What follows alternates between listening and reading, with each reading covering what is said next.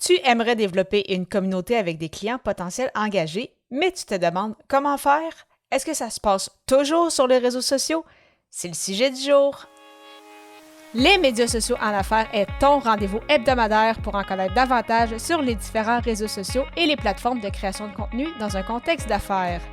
Chaque semaine, je répondrai à une question thématique qui te permettra d'appliquer concrètement ces conseils pour ton entreprise.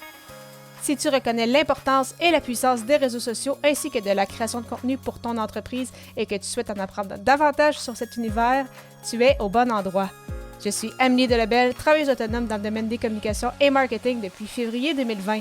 Je travaille avec les réseaux sociaux et dans la création de contenu depuis 2014.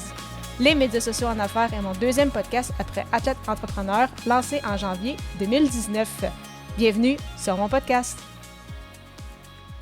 Salut et bienvenue sur les médias sociaux en affaires, épisode 263, alors qu'aujourd'hui je réponds à la question « Comment développer ta communauté avec les réseaux sociaux? » Alors tout d'abord, le premier point important, c'est d'être actif et constant. Donc, ce n'est pas nécessaire de publier chaque jour. Ça, je le mentionne souvent à mes clients, les gens que je rencontre lors de nos consultations. Mais vraiment, la constance est la clé en création de contenu, que ce soit sur tes réseaux sociaux, avec ton podcast, ton article de blog, une infolettre ou autre. Vraiment important d'être constant. Donc, ça, c'est un premier point.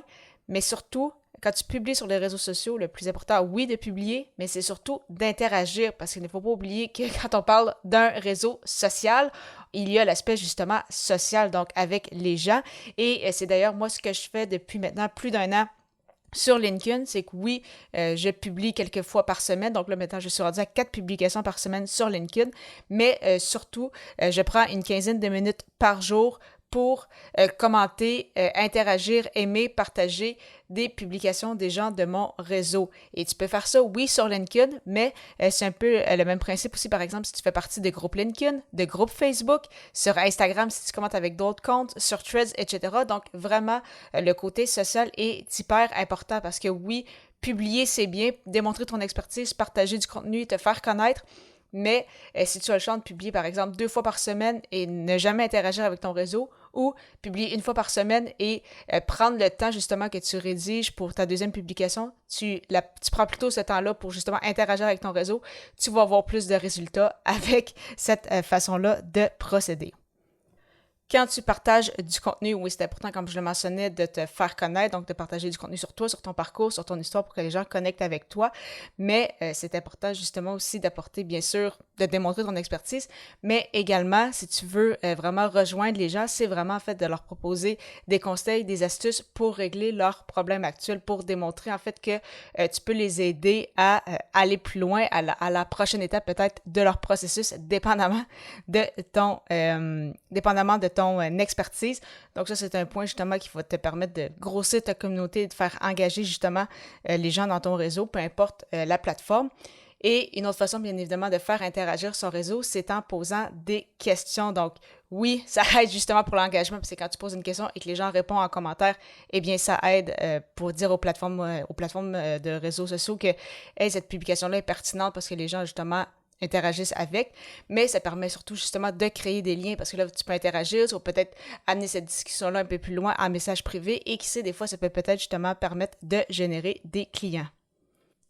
Si tu as un podcast, c'est quand même un peu plus difficile de connecter directement avec tes auditeurs, donc comme je le fais avec toi chaque semaine, donc oui, c'est bien parce que vraiment les gens sont avec toi en fait dans leurs oreilles, ils sont avec toi dans leur routine, donc si tu publies comme moi, par exemple, chaque lundi matin, eh bien, les gens savent que le lundi matin, je vais avoir mon épisode avec Amélie.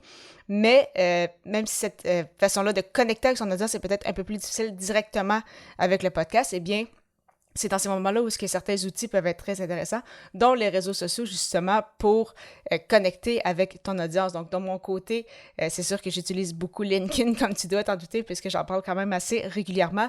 Mais je sais que pour plusieurs autres, c'est surtout Instagram, ça peut être Facebook, ça peut être Threads, justement. Donc, vraiment, il n'y a pas de bonne ou de mauvaise réponse.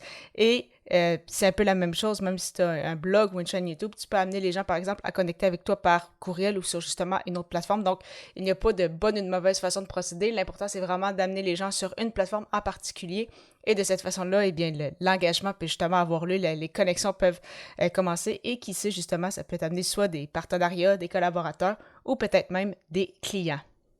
Tu souhaites avoir une liste d'éléments clés importants à ne pas oublier avec ta création de contenu? Ça tombe bien car j'en ai une pour toi.